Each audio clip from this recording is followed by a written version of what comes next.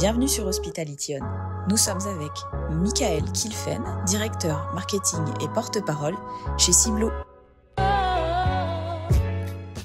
Ciblo est un des groupes leaders de l'hôtellerie de plein air. C'est une société qui a été créée en 1975. On est les pionniers du mobil-home en France, puisqu'à l'origine, en fait, nous étions une société britannique qui a commencé à importer, ou en tout cas exporter des mobil-homes vers la France, les installer dans différents campings en tant que tour opérateur.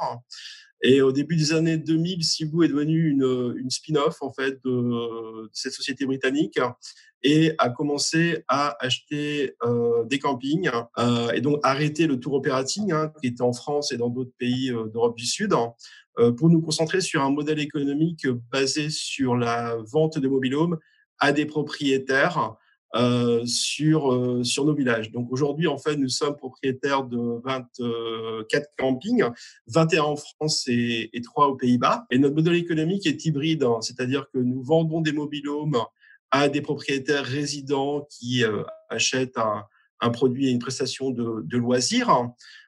Et également, nous assurons la location, en tout cas la gestion locative des mobil-homes de nos propriétaires s'ils le souhaitent, auprès de vacanciers. Donc, pour vous donner un ordre d'idée, l'an dernier, le chiffre d'affaires de Ciblo s'élevait à 170 millions d'euros. Et sur ces 170 millions d'euros, nous avons réalisé 28 millions d'euros en vente de vacances. Le reste étant basé sur la vente de mobil-homes, les loyers et puis également toutes les prestations annexes que nous vendons dans nos campings. Nous avons aujourd'hui, en équivalent temps plein, 500 personnes à l'année qui travaillent pour la société. Le siège est basé à Bordeaux. Et en saison, nous montons jusqu'à 1600, 1700 collaborateurs saisonniers pour assurer l'accueil de nos vacanciers et toutes les prestations annexes qui sont rattachées, comme les complexes aquatiques, les clubs enfants, les animations, etc. D'accord. Donc un fonctionnement, on va dire, assez large et hybride qui vous a peut-être permis de mieux supporter la crise que des opérateurs purs. Il est clair que les mois de confinement ont quand même été très compliqués, puisque nous perdions environ jusqu'à 2 millions d'euros par semaine. Effectivement, notre modèle économique étant essentiellement basé sur la vente de mobil-homes à des propriétaires résidents, c'est que nous avons continué à percevoir des loyers de ces propriétaires, donc une résilience à la crise, oui, et qui était déjà le cas lors de la crise financière de 2008. Maintenant, on sait que cette année, c'est une année compliquée. Les premières informations que je peux vous donner, c'est qu'au niveau de la vente de mobil-homes, on voit une belle reprise, même s'il est encore trop tôt pour crier victoire, parce qu'on a seulement 4 semaines d'activité derrière nous. Mais c'est vrai que je pense que le confinement, en fait, a donné envie aux Français, ou en tout cas à nos prospects, de s'acheter un coin de verdure, un pied-à-terre, dans un environnement en pleine nature et en plein air. Concernant la vente de séjours à des vacanciers, ce qu'on observe, c'est que d'une année sur l'autre, nous avons un chiffre d'affaires qui est légèrement supérieur à celui de l'an dernier au global. Pourquoi ? Parce qu'en fait, on a une augmentation du chiffre d'affaires au niveau des réservations des Français de l'ordre de 20%, mais qui compense, si on peut dire, les annulations que nous avons de nos clients britanniques et irlandais qui, eux, pour l'instant, continuaient, on va dire, à annuler, puisque depuis le week-end dernier, on voit une reprise des réservations en provenance du Royaume-Uni suite au déconfinement qui a été annoncé. Mais pour l'instant, on n'a pas encore une visibilité sur le pourcentage d'annulation que nous allons avoir sur le mois d'août, puisque traditionnellement, les 3 premières semaines d'août sont des semaines qui sont vraiment prisées par les Britanniques. Et donc, on est un petit peu en attente de voir comment ces clients vont organiser leur été. Ouais. La saison se termine quand au sein de vos établissements ? La saison de location des mobil-homes aux vacanciers se termine dans beaucoup de villages au niveau de la Toussaint, puisque voilà, c'est les dernières semaines de vacances, et on n'ouvre pas d'ailleurs tous les villages. Pour l'instant, on n'a pas décidé d'ouvrir tous les villages jusqu'à la Toussaint. Et la fermeture officielle de la plupart de nos villages sera aux alentours du 15 décembre, sauf dans certaines régions où, par décision ou arrêté préfectoral, nous sommes dans l'obligation de fermer plus tôt. D'accord, très bien. Donc rendez-vous à l'automne, pour faire un bilan, de cette saison qu'on espère la meilleure possible. Qu'est-ce que vous avez mis en place au sein des campings Sea-Blue pour accueillir, pour rassurer aussi? Qu'est-ce que vous avez mis en œuvre aussi pour rassurer? Alors, vous avez des clients fidèles, j'imagine, mais peut-être essayer d'en trouver des nouveaux? D'abord, il y a un protocole sanitaire qui a été validé, donc qui a été construit avec la Fédération nationale d'hôtellerie de plein air et également avec des cabinets conseils indépendants que nous avons mis en place dès la réouverture du camping, donc début juin.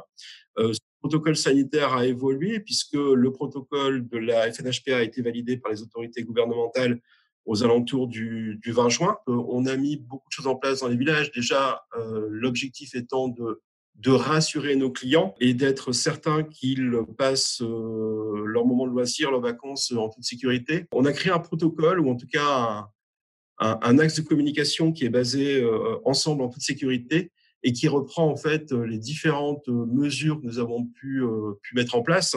Donc, ça passe déjà, premièrement, par un accueil sans contact, parce qu'on a un processus d'accueil de nos vacanciers qui s'appelle Easy Check-in et qui permet à nos clients d'accéder à leur mobil-home sans sortir de leur véhicule, puisqu'au préalable, ils auront payé leur caution en ligne et également indiqué leur numéro de plaque minéralogique.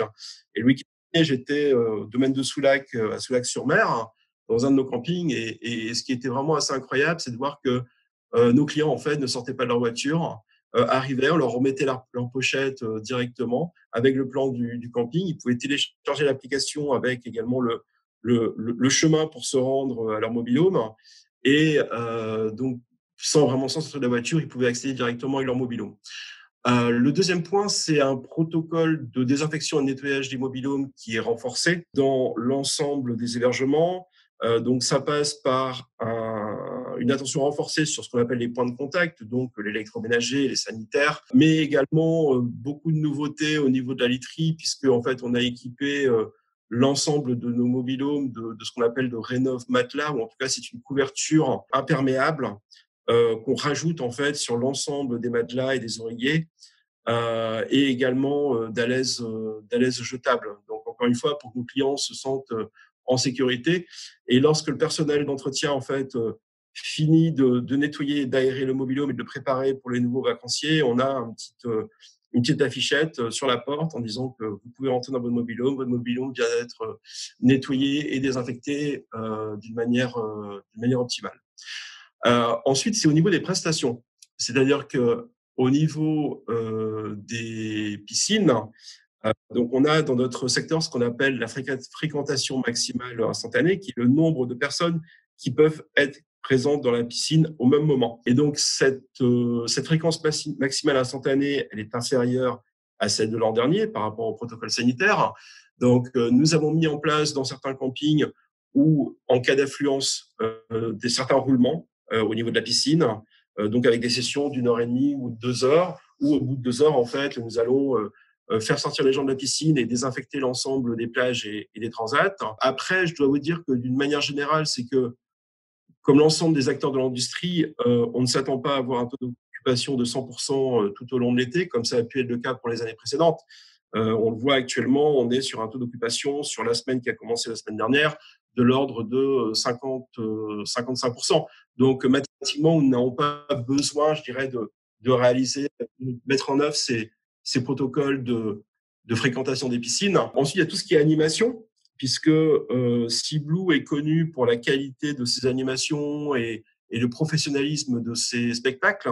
Et là aussi, il a fallu qu'on revoie un petit peu notre copie. C'est-à-dire qu'on continue en fait à proposer des spectacles et des animations chaque soir à nos clients. Par contre, nous ne réalisons pas de grands spectacles comme on a pu le faire les années précédentes avec beaucoup d'acteurs ou de comédiens sur scène, avec un changement de costume qui doit être fait entre deux activités. Donc ça, c'est vraiment les protocoles sur les animations. Maintenant, les clubs enfants, ce qui est intéressant, c'est que au niveau du club enfant, en fait, nous avions décidé de remplacer les clubs enfants par des animations familiales en présence des parents. Donc, chasses au trésor ou grands cluedo organisés dans les villages. Et nous avons pris la décision très récemment de réouvrir nos clubs enfants le 12 juillet, sauf les tout petits, ce qu'on appelle les bubbles chez nous, donc qui sont vraiment sur les moins de 5 ans. Et donc, le 12 juillet, nous allons réouvrir nos clubs enfants, ce qui est une excellente nouvelle. Ce qu'on constate au niveau des demandes de nos vacanciers, c'est qu'on reçoit beaucoup d'appels. On a à peu près 30% d'appels en plus que l'an dernier à la même époque. Des appels pour réserver des vacances, mais également des appels avec beaucoup de questions. Beaucoup de questions par rapport aux animations, par rapport au club enfant, par rapport au protocole sanitaire. Et ce qui est intéressant de voir, c'est que l'an dernier, à la même époque, l'appel de nos clients pour se renseigner durait environ 7 minutes. Et là, on arrive jusqu'à 18 voire 20 minutes par appel. Pourquoi ? Parce que les Français, aujourd'hui, ont besoin de réassurance, besoin d'avoir d'informations précises à leurs questions. Et c'est vrai que là, aujourd'hui, la réouverture des clubs enfants qui est effective bientôt, donc au 12 juillet, est une excellente nouvelle pour nous comme pour nos vacanciers. Et donc, il y a déjà quelques jours d'exploitation dans le mode actuel. Quels sont les retours des clients qui sont sur place? Vous savez, je pense que déjà les Français se sont habitués depuis le déconfinement à vivre différemment. On vit tous différemment au quotidien. Lorsqu'on rentre dans un commerce, on porte un masque, on se lave les mains régulièrement, on utilise du gel hydroalcoolique dès qu'on en a l'occasion. Ce que j'ai pu observer le week-end dernier, c'est que nos clients aujourd'hui sont rassurés par rapport à ces protocoles qui sont en place. Ils sont rassurés de voir qu'à l'entrée de la piscine, à l'entrée de la réception, il y a des marques de distanciation physique, il y a du gel hydroalcoolique à disposition. Et la manière dont on a construit, on va dire, ce protocole, ou en tout cas mis en place ce protocole, c'est aussi d'une façon, je dirais, empathique, alors, je dirais pas ludique, mais vraiment empathique, dans le sens où dans nos villages, aujourd'hui, on n'a pas des affiches qui disent Covid-19, veuillez respecter la distanciation d'1 mètre. On va avoir ce logo qui est ensemble en toute sécurité, gardez vos distances, etc. Et ce que je voyais, parce que le week-end dernier, encore une fois, j'étais dans un village, c'est qu'aujourd'hui, nos clients, comme dans la vie de tous les jours, continuent à respecter ces distances de sécurité, continuent à avoir ces réflexes de porter un masque lorsqu'on arrive au restaurant ou lorsqu'on va au bar. Et effectivement, sont pour certains en attente d'avoir le même service en termes de prestations que les autres années, parce qu'on a aujourd'hui 25% de nos clients qui nous sont fidèles. En amont, on a dû leur expliquer que cette année, ça allait pas être une année comme les autres, mais on allait tout faire pour qu'ils passent de bonnes vacances. En termes de coûts, la mise en œuvre de tout ce process, d'un point de vue aussi bien physique sur site, mais aussi la formation du personnel, etc. Est-ce que vous avez évalué l'impact sur les charges du groupe?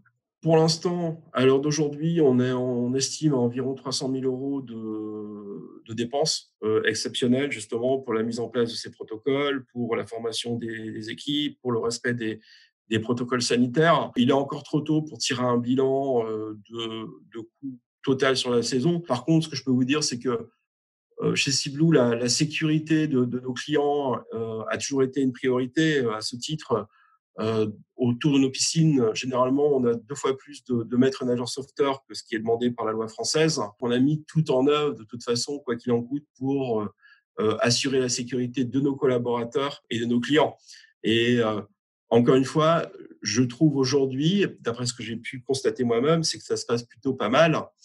Pourquoi ? Parce que nos collaborateurs, déjà, sont contents d'avoir repris le travail, d'accueillir nos clients, et tous ensemble, aujourd'hui, on a déjà cette habitude de civilité, on va dire, liée à la crise sanitaire, puis le confinement, que nous observons dans l'ensemble de nos activités quotidiennes. Ouais. Bon, que ça dure alors. On vous souhaite une très belle saison été 2020 chez Ciblu. Michaël, merci beaucoup.